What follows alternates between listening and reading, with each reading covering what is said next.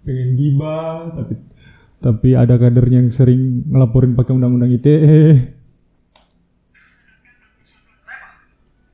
Banyak generasi muda yang kecewa dengan gak percaya politik karena merasa diabaikan, ditinggalkan, dan akhirnya politik menjadi sesuatu yang tak menarik.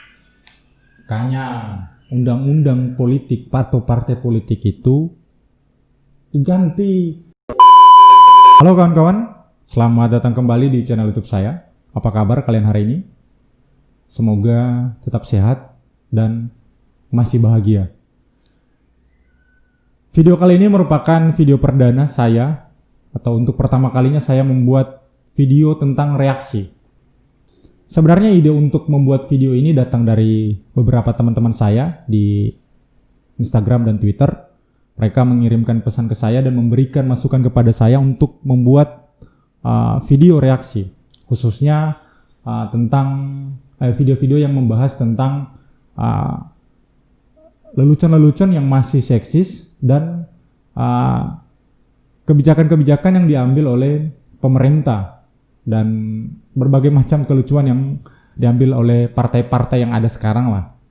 Nah, terus waktu itu saya belum langsung mengiyakan, saya bilang insya Allah saya pertimbangkan, dan memang waktu itu saya belum berencana juga. Tapi waktu PSI mengeluarkan video pencalonan Giring atau deklarasi pencalonan Giring sebagai presiden tahun 2024 nanti, nah itu saya terpikirkan lagi dengan usulan dari teman-teman saya tersebut. Saya mengambil momen untuk membuat video reaksi pertama kali, yaitu mereaksi videonya Giring. Alasannya ya karena PSI ini selalu mengatasnamakan kaum muda. Juga bagi saya kampanye-kampanye mereka ini ada hubungannya dengan kondisi politik di tempat saya tinggal sekarang, yaitu Kota Solo. Kenapa ada hubungannya? Ya karena ya politik dinasti. Mereka mengatakan anti terhadap politik dinasti, tapi tentu teman-teman di luar sana sudah tahu bahwa Gibran itu didukung penuh oleh PSI. Nah makanya saya tertarik untuk membuat video reaksi saya ini, dan teman-teman bisa mengusulkan juga video-video selanjutnya, video apa yang bisa saya reaksi. Silakan kirim pesan ke akun media sosial saya atau tinggalkan di kolom komentar. Langsung saja biar gak buang-buang waktu. Oke, ini saya tonton langsung di channel YouTube-nya PSI. Ini Giring Ganesha, ada hashtagnya Giring Presiden 2024. Menarik. Sudah ditonton oleh 37.011 orang per tanggal 29 Agustus, artinya 5 hari setelah dipublikasikan tanggal 24 Agustus kemarin. Dan yang unik, ini ada 1,9 ribu dislike atau 1.900-an dislike. Terus yang like cuma 485. Tragis, sebuah pencapaian. Channel YouTubeku saja yang kecil-kecil amat ini dan yang nonton sedikit banget, gak nyampe segini loh dislike-nya. Artinya like-nya masih agak lumayan lah. Netizen dasar, kalian tidak menghargai ya usaha orang. Oke, langsung saja kita tonton. Nanti apa yang saya tonton ini akan saya tampilkan di sini. Tapi kecepatannya saya agak tambahin sedikit menjadi 1,25 biar videonya tidak kelamaan. Oke, langsung saja ya.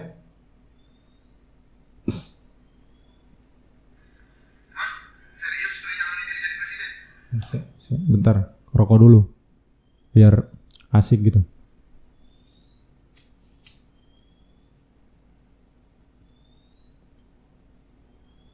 Kalian juga silakan rokok, kopi kalau tertarik.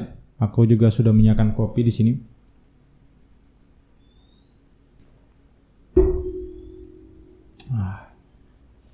Lanjut.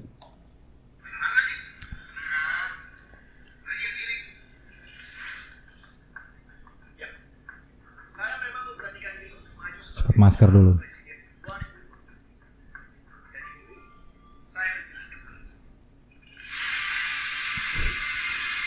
Giring kemajuan, kebebasan. Kebebasan. Kader kalian aja ada pecinta undang-undang ITE kok ngomong kebebasan, bro. Saya sadar ini gak akan mudah. Saya justru terjun masuk ke dunia politik pada saat banyak anak muda gak suka, sinis atau pesimis. Politik ya, kayak gitu deh sih. Orang-orang gabut ini. Kita boleh aja benci politik, tapi suka gak suka, banyak keputusan penting yang terkait diri kita diambil melalui sistem politik. Contohnya nih, Tanpa dia bilang, aku pikir orang-orang di luar sana sudah banyak tahu. Dan orang-orang pesimis ya, karena melihat elit-elit politik sekarang yang sama sekali belum ada satupun yang bisa membuktikan bahwa mereka berkomitmen terhadap kesejahteraan rakyat. Ya banyak kan sekarang menang di janji kampanye doang, makanya orang pesimis. Mereka pesimis bukan berarti mereka masa bodoh dengan politik, mereka hanya tidak mau terlibat dengan politik praktis yang ada sekarang. Coba kalau disajikan alternatif lain, yang benar-benar alternatif loh ya, pasti mereka akan tertarik karena sudah bosan gitu dengan kondisi yang sekarang. Walaupun ada partai politik baru, ujung-ujungnya ya orang-orangnya masih merupakan orang-orang yang itu aja, merupakan bekas-bekas dari sisa-sisa yang lama. Terus buat Giring jangan anggap bahwa partisipasi politik itu, keterlibatan massa dalam politik itu hanya sebatas dalam pemilu saja. Enggak seperti itu. Banyak orang-orang di luar sana terlibat dalam perjuangan politik. Ketika petani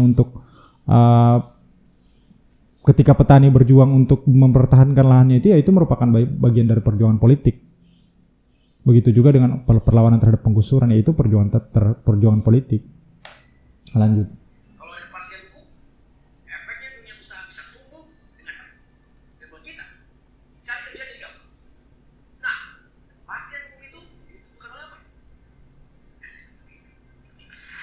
Bagi saya dan jutaan anak muda lainnya, ada dua pilihan.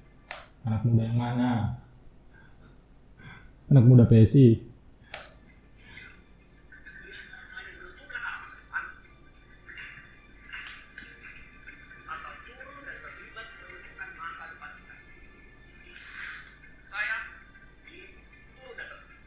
Saya percaya bahwa anak muda justru harus melibatkan diri lebih lagi dalam politik. Loh, harus banyak koreksi nih. Iya, anak muda memang harus terlibat dalam politik dan harus melek politik. Tapi kalau melek politiknya ke PSI, enggak deh. Pengabdi istana nanti. Ini adalah cara agar suara kita didengar, diperhitungkan, dan bisa menentukan masa depan yang kita. Izinkan saya bercerita tentang latar belakang hidup saya, sehingga akhirnya mengambil keputusan saya. Saya lahir dari keluarga biasa, keluarga kelas menengah. Saat krisis 98, karena beban ekonomi yang berat, bapak saya terserang stroke dan akhirnya meninggal. Ya memang tragedi 98 ini tidak hanya Giring. Ini aku sepakat sama dia di sini. Buat hidup keluarga saya dan jutaan anak muda lainnya jadi sangat berat. Politik hanya bikin semua orang susah. Perjumpaan kedua saya dengan politik datang tidak terduga. Jadi gini, selama puluhan tahun rumah keluarga saya di Jakarta langganan kena banjir. Tapi tiba-tiba tahun 2015 saya dan tetangga saya heran. Kok sekarang nggak banjir lagi? Aneh juga ya. Tahu ke arah mana ini dia ini. Kita terbiasa dengan banjir. Jadi begitu nggak banjir, seperti ada yang hilang. Sejak itu, saya mulai memperhatikan ada banyak yang berubah di sekitar saya. Ada pasukan oranye yang rutin membersihkan sampah. Ada juga pasukan biru yang membersihkan sungai.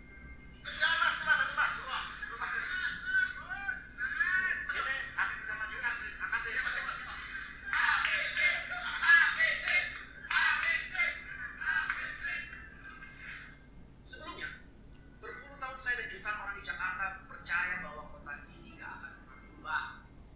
Mulai angkutan umum yang nggak tertata, pelayanan publik yang lambat. Semua ini dianggap takdir yang harus kita terima menjadi warga ibu kota. Bentar.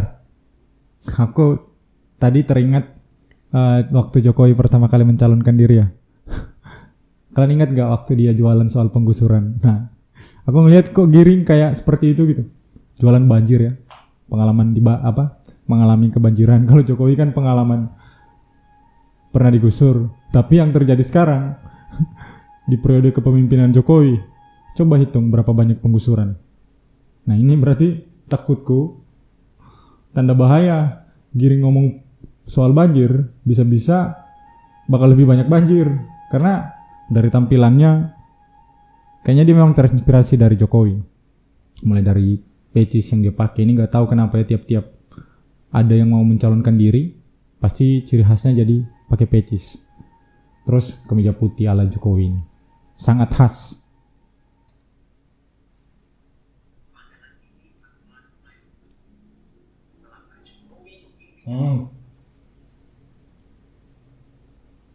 Ini yang aku bilang tadi, terserah ya PSI mau tersinggung atau tidak.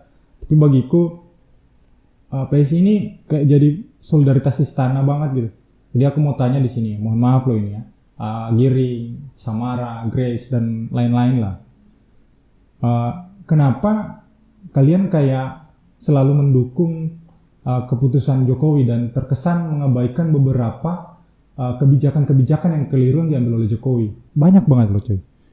Kriminalisasi di zaman Jokowi, banyak pembungkaman ruang demokrasi di zaman Jokowi, banyak penggusuran, perampasan wilayah kawasan wilayah adat. Coba ya sekali-sekali yang seperti itu ya dikritisi juga. Oke, aku menghargai itu pilihan kalian untuk mendukung Jokowi. Tapi ya dukungannya ya jangan membebek terus, apapun kesalahannya tetap dibiarkan gitu. Apapun yang dia bikin ya kalian iyain aja.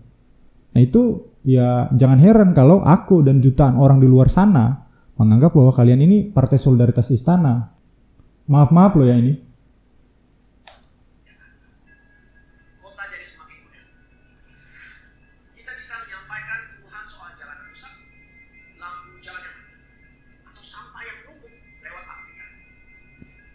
Penggunaan teknologi seperti ini bisa membantu menyelesaikan keluhan warga yang selama puluhan tahun cuma jadi tumpukan berkas laporan di kantor pemerintah. Bus-bus modern yang nyaman menggantikan bus-bus lama. Panas, gelap, gak aman, dan gak jelas kapan datang. Saya naik bus sendiri. Pas.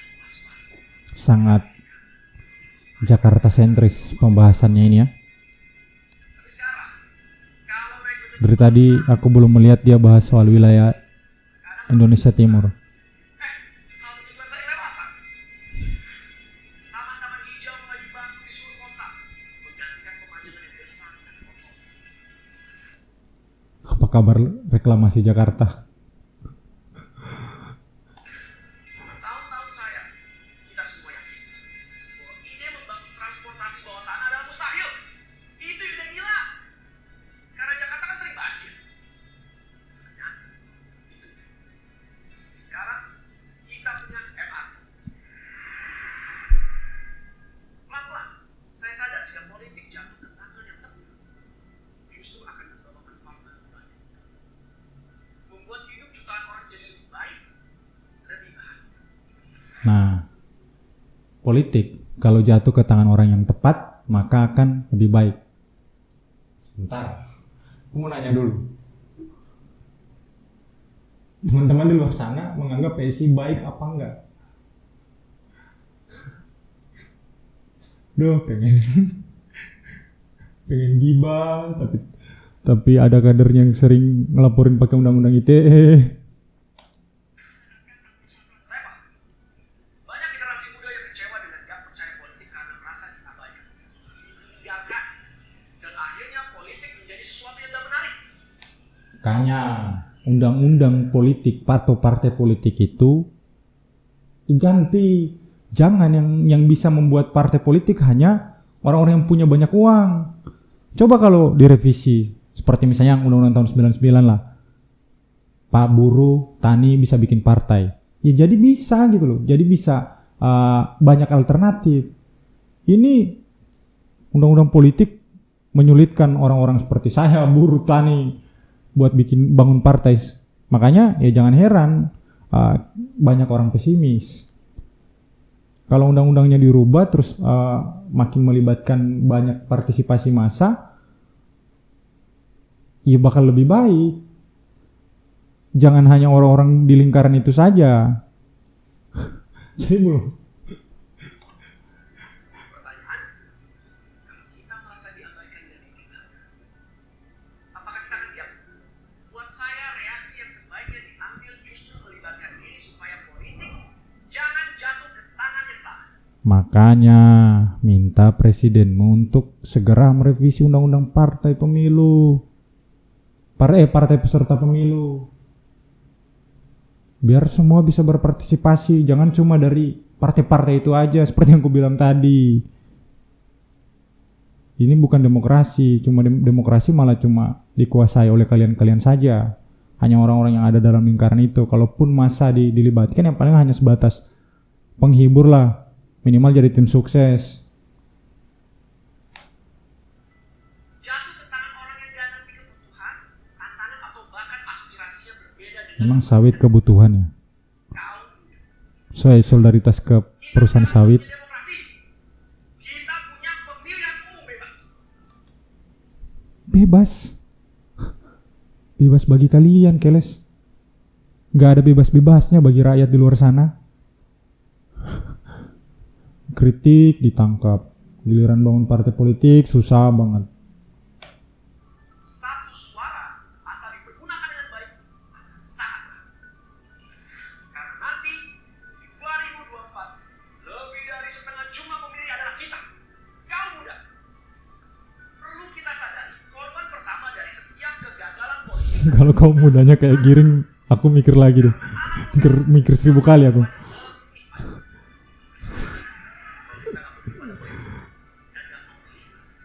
Sikap ini justru akan membuat politik terbisi dan salah. Bismillahirrahmanirrahim. Karena itu, saya, Giring Ganesha, memberanikan diri mewakili generasi saya untuk maju sebagai Presiden Republik Indonesia di 2020. Gak sudi aku kalau Giring yang wakili.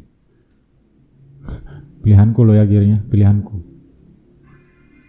Izinkan dan beri kesempatan kepada saya untuk melayani seluruh rakyat Indonesia. Saya percaya kita akan bangkit berdiri untuk Indonesia yang semakin jaya. Itulah cita saya. Cita yang akhirnya mendorong saya berani untuk maju.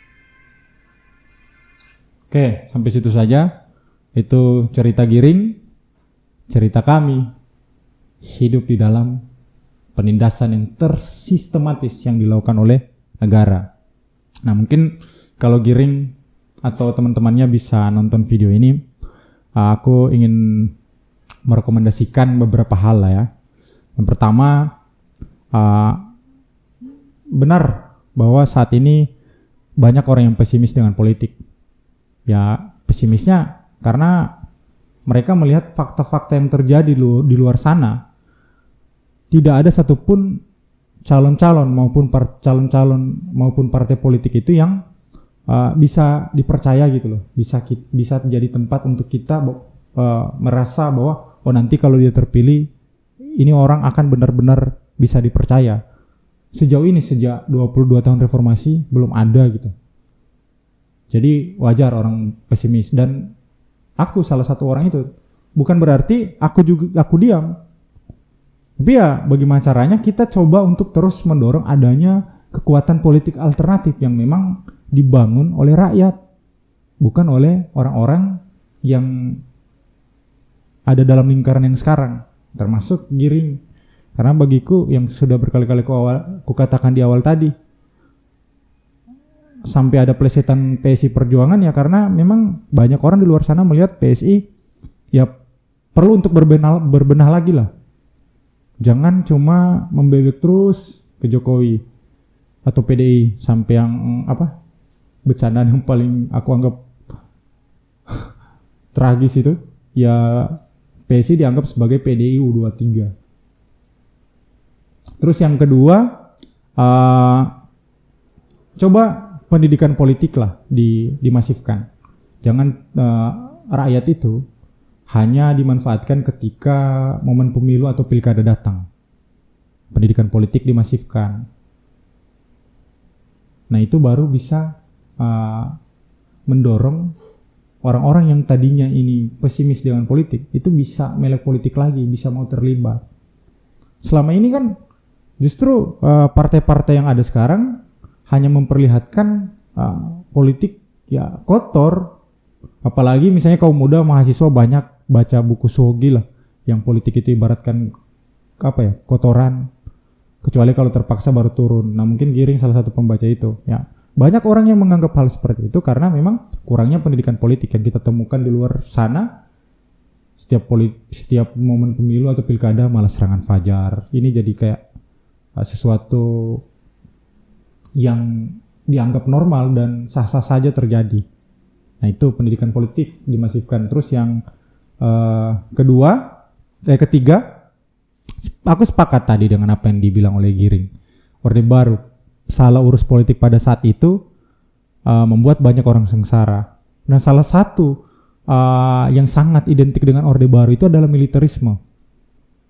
Pembungkaman ruang demokrasi, tidak adanya ruang demokrasi di masa Orde Baru.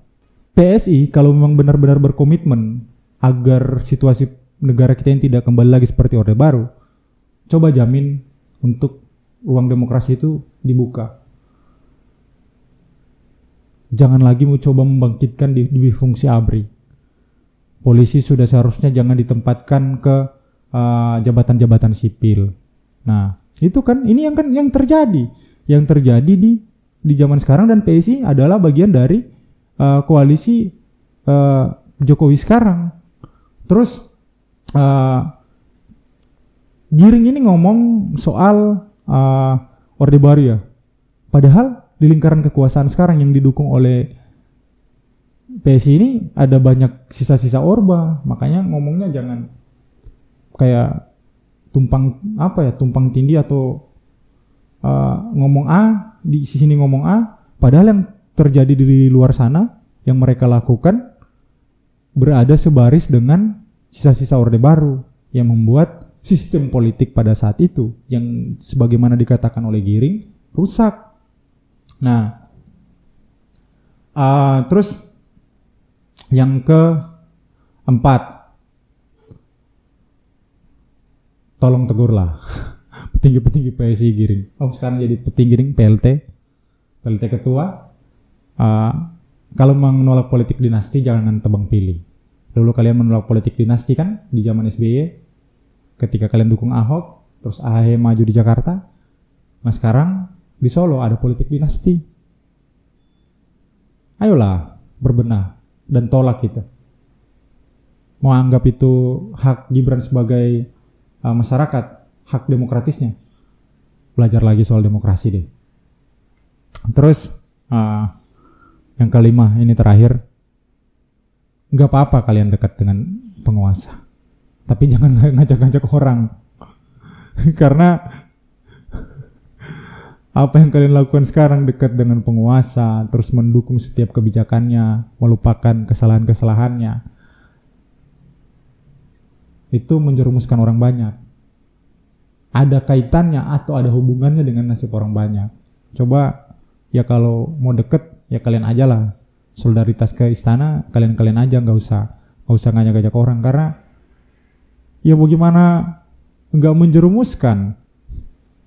Selama ini kita berkali-kali dikecewakan oleh pemerintah yang ada saat ini. Nah, mungkin ini penutup dari Giring, akan menjadi penutup dari video kali ini. Kita semua punya cerita tentang kegagalan, rasa sakit, dan perjuangan untuk bangkit. Dengan berbagi cerita, kita dapat saling menularkan semangat supaya tidak putus asa, dan supaya bisa bangkit dari kegagalan. Saya sudah berbagi cerita. Sekarang, kirimkan cerita kamu dengan #Indonesia. Ini cerita saya, Giring. Mention saya di Facebook Nanti akan saya kirimkan. atau Instagram. Semoga kamu responnya. Amin.